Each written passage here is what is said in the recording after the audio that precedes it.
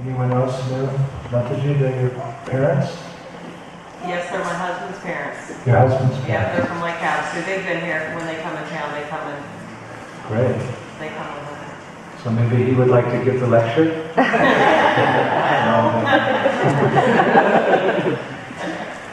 Okay, so what to do? So I speak from Bhagavad Gita or Srimad Bhagavatam. I think that because these young boys have come and they're kind of new, that I'll give an ABC talk, but I'll keep it short. And also it will help the intermediate and the advanced devotees to also know how to give basic presentation. How's that? Because actually Sunday program is meant really for newcomers, so please bear with me, all you really advanced Vaishnavas and our friends who have come here. So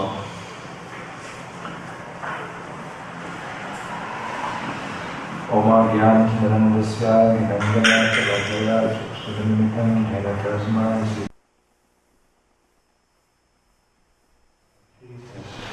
How to satisfy everyone. Because if you speak very simply to newcomers, then the old.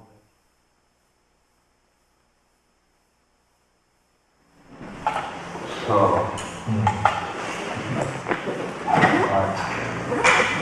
but it looks like we do have some newcomers.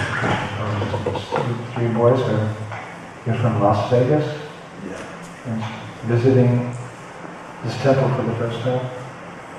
I've been here before. Okay. How many times? I just came here once. Oh. Okay, so this is twice. And your friends? I've never been here. Okay. Anyone else new? Mataji, they're your parents? Yes, they're my husband's parents. Your husband's parents? Yeah, they're from Lake House. So they've been here. When they come in town, they come in. Great. They come with us. So maybe he would like to give the lecture?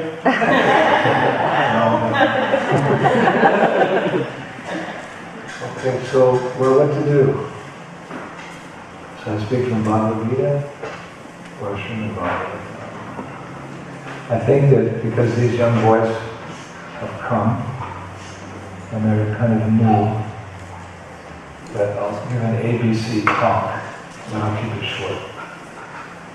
And also it will help the intermediate and the advanced devotees to also know how to give basic presentation. How's that?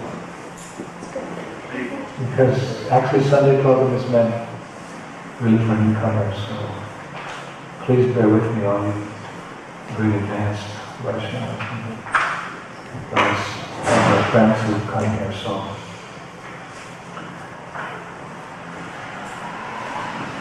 Oma Gyan Nirandasya Nirandana Chalajaya Chuksudanimitam Jnanatasma Siddhavena Namaha Shri Chaitanya Manobhishtam Stapitam Jnana Bhutale Shvayamritapadadayam Dadanti Svayantikam Jai Shri Krishna Chaitanya Prabhu Nityananda Shri Advaita Shri Lord Bhaktivinoda Hare Krishna Krishna Krishna Hare Hare Rama Rama Hare.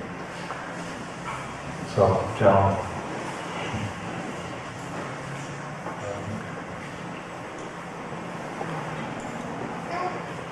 Sometimes when people come in contact with the Hare Krishna movement, as it's known in the Western world, particularly in America, they may conclude initially that this is some new spiritual movement. We've never seen anything like this on the streets of America. Western boys and girls in saffron robes, shaved heads, speakers in the back, singing and dancing a song that we've never heard before. I think this must be something new.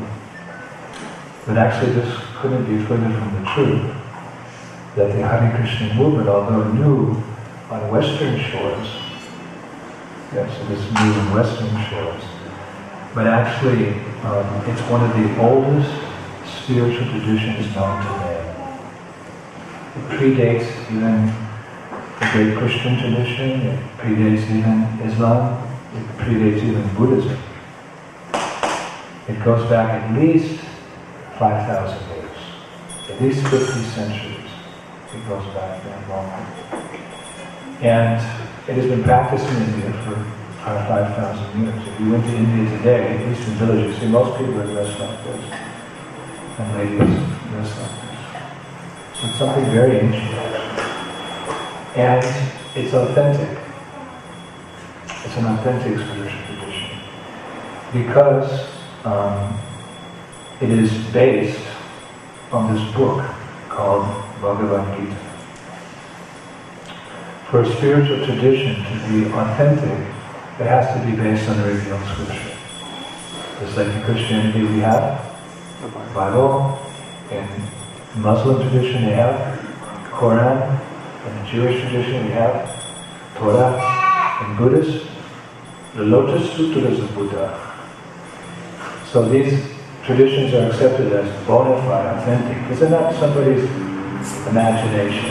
Somebody wakes up, well, I've got a good idea, something spiritual. He becomes a spiritual leader and gets lots of followers.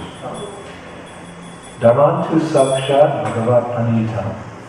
The real religion comes from the Supreme Being, from God, at different times in the human race. The Lord will come, or he'll send a representative, his son, a prophet, a sage or something. And they'll speak spiritual knowledge according to the level of the people of that time. The goal of all the religions is the same.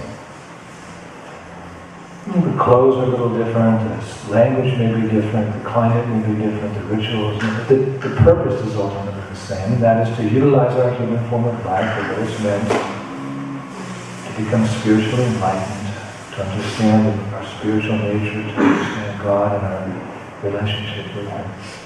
But these personalities who come from the spiritual world, they'll speak according to the level of their audience. For example, if I'm a mathematics teacher, which I certainly would not have been, because I forgot all my multiplication tables.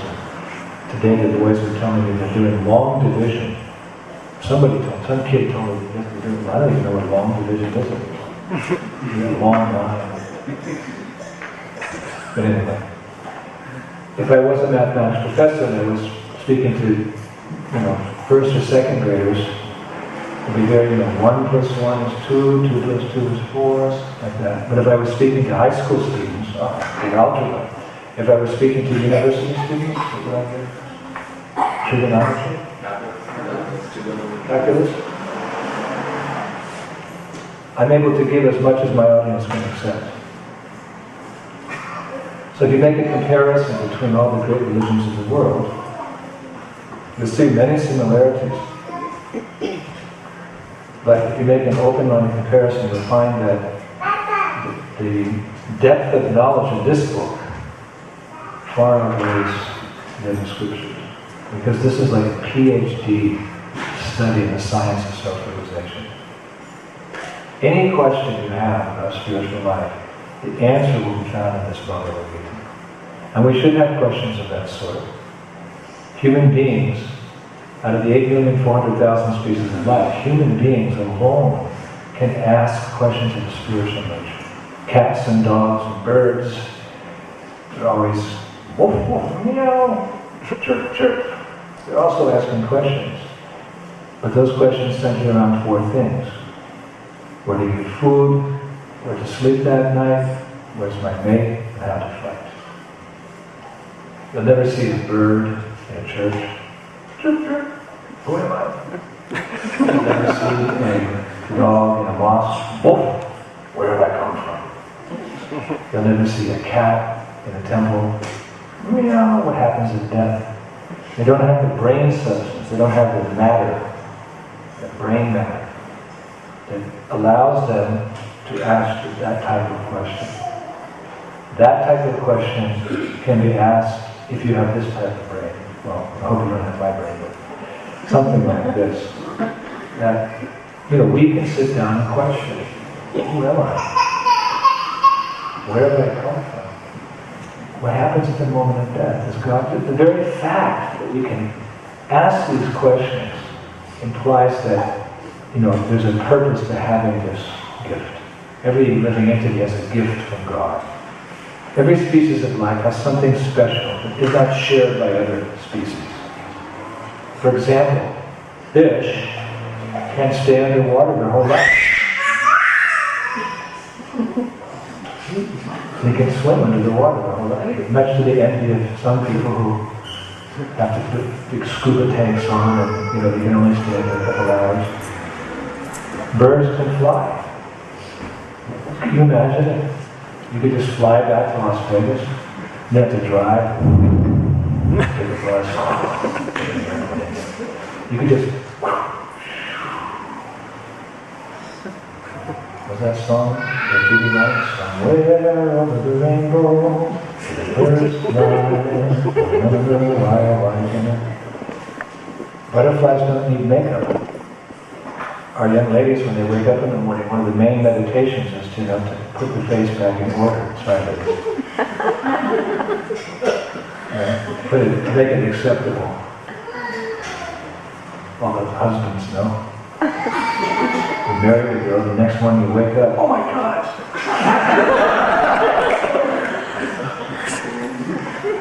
Butterflies are always beautiful. Bears, they can sleep 6 months a year. You can only sleep, 6 or 8, and you have to go to work or school. Bears, 6 months. So every living entity has a little gift of God. God, just like a father, He's kind to all of His children. The children may be different sizes, different ages, different shapes, fat, skinny, stupid, intelligent. The Father loves them all. And Christmas time, He gives them each a little gift. So God is the seed-giving Father of every living entity. He endows each living entity with a little taste, a little something special, so no one feels left out. A good dad is one who has lots of children, but nobody feels left out. In my family, there were 3 kids. I was the oldest. I had a brother and a little sister. But my father was so expert that he never left anybody out, and especially my little sister, because me and my brother used to gang up on her. My father used to give us a special attention. She was the littlest one. So God is like that. He doesn't leave anyone out. And what do we have? We're not like butterflies or bears or fish or birds. What do we have? What's the gift? The little blessing we have. The little magic wand. We have some intelligence. We're animals. Right? We also have to eat, to sleep. We have our family life, and we have to defend ourselves. In Iraq, there's a war. Well, they say it's for defense, but anyway, the fighting's going on. So we do the same things as animals, but really what distinguishes us from animals? This intelligence. When we start to inquire beyond the daily normal life that we live, we go out, we go to school, we get educated, we get a job, we get married, we have a house, we retire, old age comes. Besides that, which has to be done, we can't neglect those things. There's another higher responsibility that we have as human beings, to start asking these questions. What if butterflies didn't flaunt their beauty? What if fish weren't happy in the water? What if bears didn't sleep? We think something was off. So human life actually begins at that point where we start to question. That's the demarcation line. The difference between animal life and human life is that when the human beings take advantage of the gift, imagine someone gave you a valuable jewel, you didn't use it. You just put it in a drawer and forgot about it. What a waste of wealth. So we have this intelligence, and when we start to, that's when we become categorically human beings according to Vedic culture. Otherwise, we're just animals, but we're rational animals, rationale, we have intelligence. At that point, when we start wondering, What am I here for? I want to be happy, but I'm forced to suffer. Why? What happens when my best friend dies? Is it finished? Is it, oh, you're a God? When we start to question like that, that means you've begun the human form of life. And you become a lady and a gentleman. A gentleman doesn't necessarily mean one who has a three-piece suit, who holds a nice glass of cognac and drives a Bentley. No. Human life means, oh, it's not God. Who am I? So now, if you want to ask those questions, who do you turn to? Who do you turn to? If you have questions of a scientific nature, there's plenty of scientific institutions. You can knock them down. Sir, I heard about an equation called E equals mc squared. Could you explain that to me? Oh yes, come in, sit down. If you want to know about car mechanics, you go down to the nearest auto shop and can you show me how to change the oil or how to fix the gasket? How to change? Yes. You want to learn how to make bread? You go to the bakery. Could you please? Yes, sit down, take your stone. If you want to ask questions of a spiritual nature, who do you ask? Fortunately, there's also an outlet for answering those questions, and that's going to be Yada yada hi dharmasya jnanar bhavati bharata vitanam dharmasya.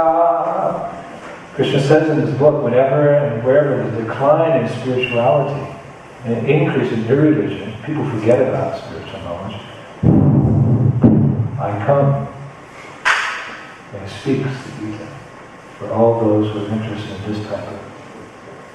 And in Krishna's absence, tadvidi paripatena pariprashana sevaya upadekshanti teginam ghananas tattvadarshana. Am I holding the attention of the veterans? Just try to learn the truth by approaching a spiritual master. Inquire from him submissively and render service to him. Self-realized souls can give you this type of knowledge because they have seen the truth. There are spiritual teachers within society who can answer these questions very easily. Let's just take one. Who am I? Okay. Krishna explains in Bhagavad Gita. Jayate prite vakarishimne buddha bhartavana bhuya. It says, for the soul is never birth nor death, and once being is never cease to be, is unborn, undying, primeval, is not slain in the body. In other words, Krishna is saying, there's a difference between the body and the self. We are not the body, but we are the soul inside the body. The body is a temporary dress covering that eternal particle of spirit soul. This body is here today, it may be gone tomorrow. The soul survives and continues on eternally. This is very basic. Dehinosmin yatare komanam yoganam jara tadadnyantarastvatye dharastvatmindi. As your body and soul continually passes from the body of a baby to a boy to a youth to an old man, the soul, he passes into another body again. So what we call death simply means that you take off the old dress and you put on the new dress. This business of reincarnation has been going on since time immemorial. Once we were in the spiritual world, but for one reason or another we left that abode and came to the material world, and we received these material bodies as a medium to try to enjoy this world, and we go from body to body to body to body to body, looking for material enjoyment, which we never find. You get some little drop of pleasure in this world, but not enough to make you satisfied. Like if you're in the desert and you're dying of thirst and someone comes along, I've got water, please! And he takes one little drop from a big can of water and puts it on your tongue. You got water, but are you satisfied? No. More! Sorry, that's the quota for today. Like rations. You ration the water out. So material pleasure is rationed out in this material world, you never become completely satisfied, because material pleasure can never satisfy the hankering of the soul. The soul desires a different type of pleasure. It's like if you try to impress or satisfy the bird in the cage by polishing the cage. It doesn't work. You defeat the bird inside.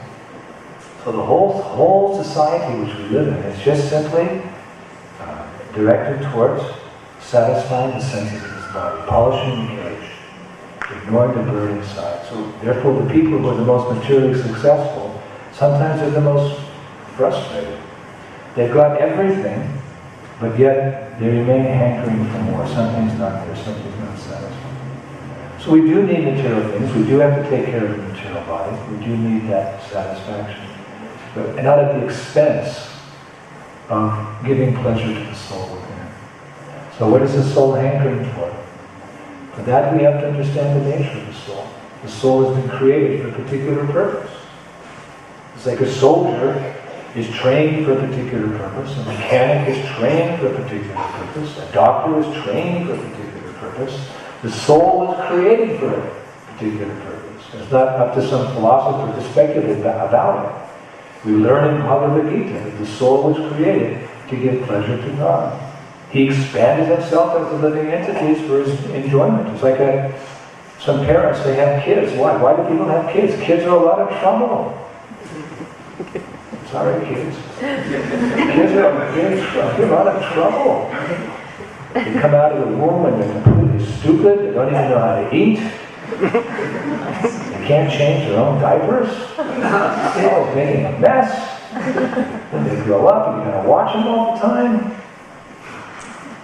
And they have to get inoculations, and they have to go to school, it costs a lot of money, and as soon as you buy one set of clothes, they get too big, and you gotta buy new clothes. And then they go through the teenage years, which makes your hair go gray. And you gotta pay for their college education. Just hope they marry the right boy, the right girl. And it starts all over again when you have grandchildren. So kids are trouble, but it's called the burden of love. Because naturally we're attached to our little darlings, and they do give us great happiness. So people expand the family in order to enjoy. So God is the original person. He's the father of every living entity. In other words, we all come from one original source. We all have one common source that unites the whole world. Really, that's the peace formula, to understand that we're all part of one family, God's family. And He expanded Himself as the living entities in order to enjoy. But we ran away from home. So that's the problem. If the kids run away from home, then the parents aren't able to enjoy that nice relationship between mother and daughter, mother and son, or father and daughter, father and son. This creates great anxiety for the parents. So the Lord wants us to come back to the spiritual world to take up our original position as His servants. Therefore He comes to the material world to try to reclaim us. Hey, this isn't your real home. This is a temporary world full of ignorance and suffering. No one can deny that. Come back to the spiritual world, which is completely the opposite. It's eternal, full of knowledge and bliss. And there you exist as an eternal spirit soul, serving God in different relationships, as servant, as friend, as parent, as lover. So that's why Krishna comes, that's why Lord Jesus came, that's why Muhammad came. We just chose this tradition in particular because, well, it's quite simple. You chant the names of God, you dance in ecstasy, you hear some philosophy. When you get a little tired, you sit down and you can become purified by eating food, not meat, because meat is we're meant to eat peacefully, non-violent. We shouldn't enjoy the pleasure of eating at the expense of others' lives. We have to kill the poor cow, the sheep, the turkey, so that we can have the sensation of enjoying the time. No, you can pick the fruits, you can harvest the grains, you can milk the cow, gather the berries and the nuts. No one cries, no one feels any pain, no one suffers. You can take that food, the gifts that God has given us without violence, offer that to God, eat it, and you can make spiritual advancement by eating. So what a wonderful tradition. One time the captain of the plane I was on, he was so curious about who I was, he came back and sat down next to me and started asking me questions about this Hare Krishna movement. And I said, Captain, could I ask you a question? We were about halfway through. I said, you're sitting here, who the heck's flying this plane? He said, no, don't worry, there's a co-pilot. I said, okay, is he like educated? And he said, this is his first trip. I said, can I answer your questions when we land? He said, no, I'm very curious. I always see you chanting in the streets and dancing, and you're so colorful and you look so happy. I even went to one of your restaurants and enjoyed the food. He said, what does it take to join this religion? I said, you just chant the names of God, you dance in ecstasy, you read this book, I gave him Bhagavad Gita, and take some nice vegetarian food. In this way, we revive our original nature. We are not eternally Americans, or Iraqis, or Germans, or French, or Australians, or black, or white, or men, or women. We are temporarily in this, we're like Shakespeare said, we're all actors on a stage. When the actors go on the stage, then they play the role very nicely, but it's all temporary. So at some point, death is going to come and kick us out of this situation. And if we're not self-realized, we have to take birth again in another situation. So we have to make the best use of the bad bargain. We have to revive our original nature, which is as children of God, and go back to the spiritual world. And for this age, because we're distracted by so many things, the easiest way has been recommended. You chant Hare Krishna, Hare Krishna, Krishna Krishna, Hare Hare, Hare Rama, Hare Rama. You dance a little bit, you hear some philosophy, and you enjoy nice vegetarian food. That is a sum and summary of a philosophy which expands literally thousands and thousands of books, has been practiced for thousands and thousands of years by great sages and saintly persons. Elegant is truth spoken concisely. So I've tried to summarize a culture, a way of life, a philosophy in a few short words, and mainly for our three boys here who joined us all the way from Las Vegas. So I'll stop there because the first time you come, it's hard to hear a lot of philosophy. It's best to hear a little philosophy and then do some chanting. So we'll ask our new friends here, we'll ask our congregation and our senior self-realized devotees to sing Hare Krishna with us and enjoy the process of becoming self-realized and going back to the spiritual world from where we came.